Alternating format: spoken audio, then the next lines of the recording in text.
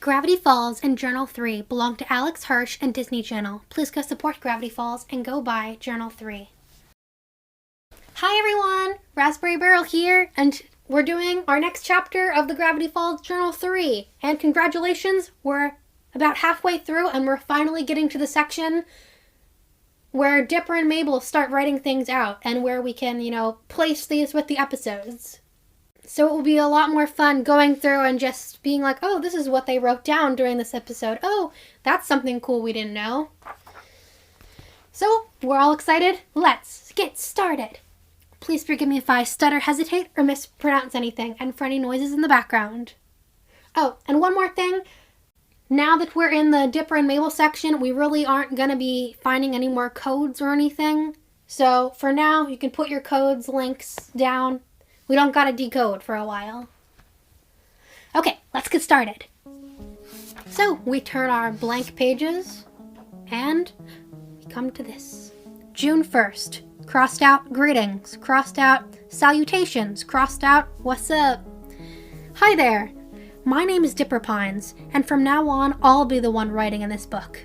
You're probably wondering how a normal kid like me wound up with one of the most amazing books of all time. Well, it wasn't on my summer reading list. The truth is, crossed out, I fought 100 mummies to get it. Crossed out, I broke a vampire's neck and took it from him. Crossed out, I pulled it out of the stomach of a dragon with my bare hands. I found it on total accident. At first, this old thing was covered in centipedes and dust and smelled worse than my grunkle Stan. More on him later. But once I blow-dried all the moths out, I began to look through this sucker, and I've been obsessed ever since. To be honest, no one in this town gets me. My weird, money-grubbing great-uncle just sees me as a cheap labor. My sister is going through a boy-crazy phase, and the shack employees, Wanda, Zeus, just gossip to each other all day. No one believes me, but from the moment I arrived, I felt like there's some conspiracy going on in this town. Whoever this author is, he's the only person who ever learned the truth about this place. I vow to follow in the previous author's footsteps, unravel the mysteries of this strange town, and answer the ultimate mystery: who is the author?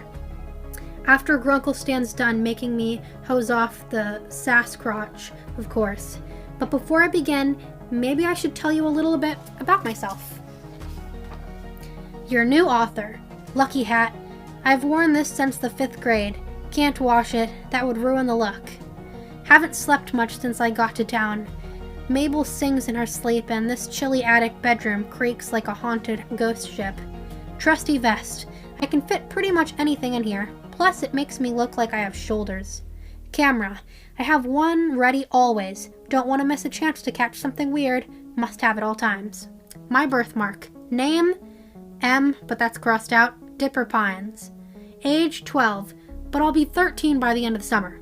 Hometown, Piedmont, California. Nice place, very boring. Interests, video games, the paranormal, photography, and crossed out, Icelandic pop group, Baba. Distinguishing features, a weird birthmark that looks like the Big Dipper, hence my nickname. Mom once said it meant I was destined for greatness. Grunkle Stan said it looked like someone spilled hot sauce on my face. Note to self, never show him this journal. June 3rd. If you go on enough road trips, chances are you've seen a certain bumper sticker. What is the Mystery Shack?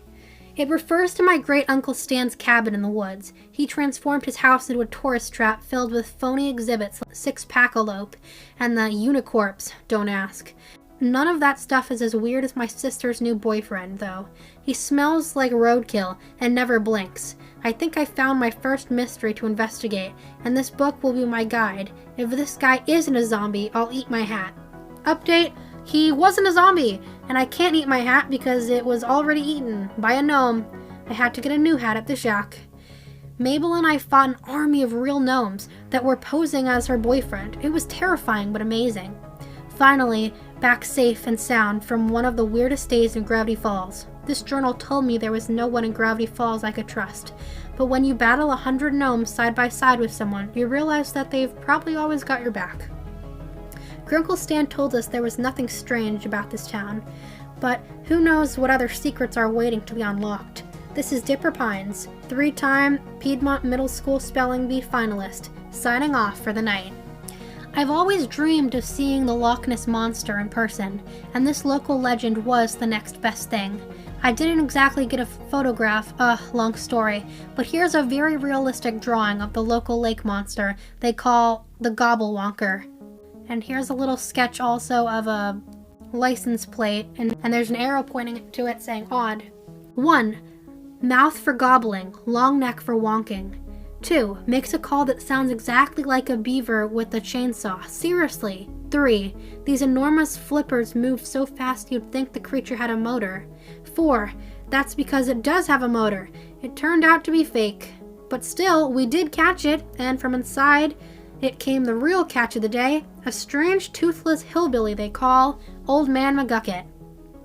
The cast on his arm has a strange hum coming from inside. He's a genius when it comes to robotics. Could he have a robot forearm? Is he slowly turning himself into a robot? Totally wall-eyed, yet he always seems to be staring at me. Very uncomfortable. I swear that every time I look at him, the gold tooth has moved to a different part of his mouth. He never wears shoes. He calls them foot prisons. Not sure what the bandage on the beard is about, but when I reach for it, he starts to growl like a small dog. There's definitely something suspicious about this dude, but I can't tell if he knows more than he lets on or less than he lets on. I wonder if the author ever had to deal with the strange locals like this guy. June 7th. Something extra weird happened today at the grand unveiling of Stan's Wax Museum of Mystery. I think I might have seen a ghost. I think he looked like this. Stan was telling some of his corny jokes and getting the standard audience reaction, dead silence, when I spotted a strange figure at the back of the crowd. He was bald and very pale, mostly gray and white. He was holding something in his hand, but I couldn't make it out. He suddenly ran towards the forest. There was a flash of light and he was gone. There is a large section of ghosts in here that I need to read ASAP. I need to be prepared in case it appears again. Also, I'm 90% certain that Toby Determined is some sort of goblin. We'll have to investigate. Toby equals goblin. Okay, this town just gets weirder and weirder. Now someone has decapitated the wax figure that Mabel made of Stan. Who would want to do that? June 8th.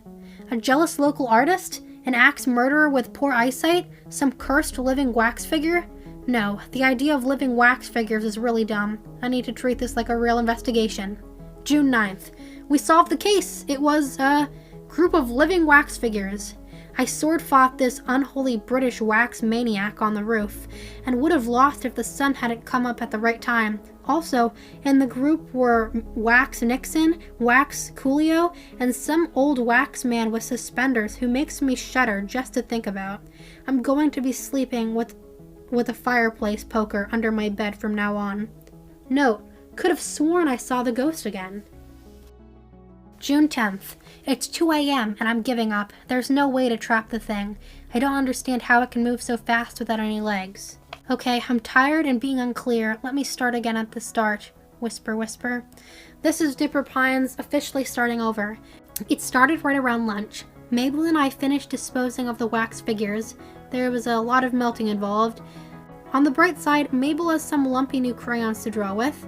We were watching TV and eating some of her world-famous peanut butter and whatever else in the fridge sandwiches when I heard something in the walls. A familiar voice came through the vent, mumbling about an exclusive interview with a possum that was coming up next.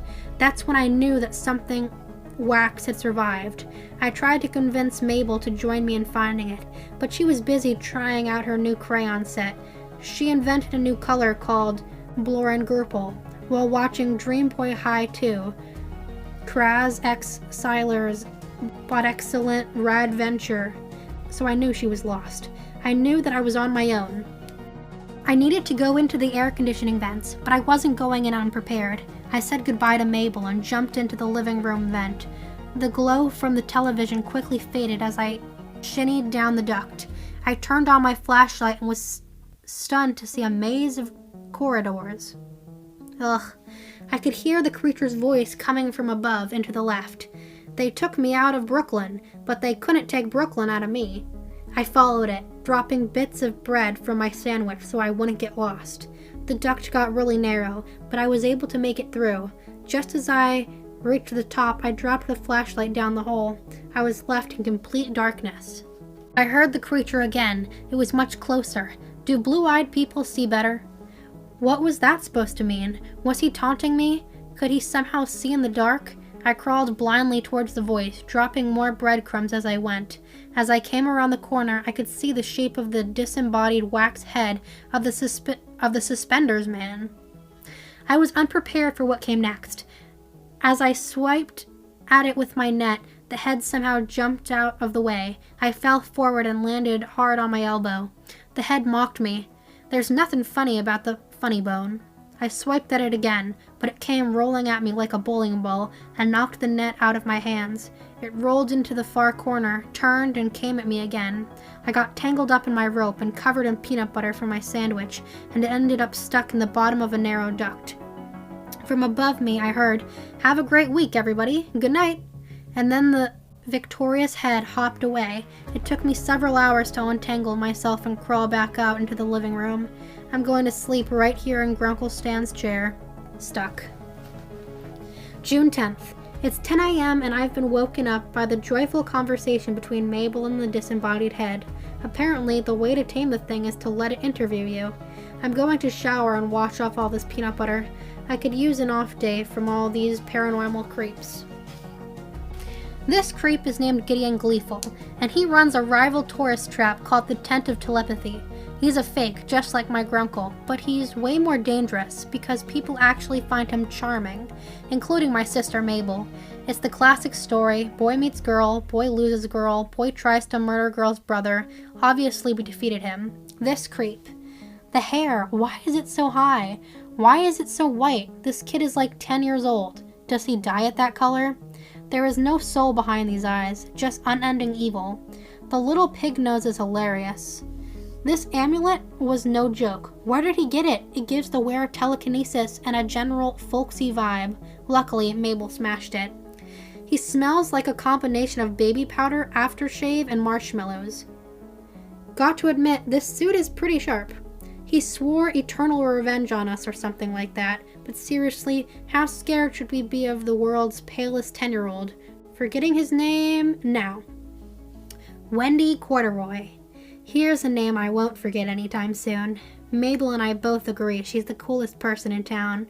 She lets me ride Stan's golf cart and sneaks us ice cream sandwiches without paying for them. She's also really confident. Even Stan seems scared of her. Sue says she's the lumberjack's daughter, and supposedly can climb and or chop anything. But mostly I just see her looking for ways to get out of work. She has also tried giving Mabel advice about not getting so many dumb crushes, which I really appreciate. Crushes are a waste of time. That's why I never have them. Nope, never. Not once. Crossed out. One time while Stan was giving us our daily chores, her elbow touched mine. Oh no, she's looking at me. I'm pretending to write something down. And that's where we'll be ending it today.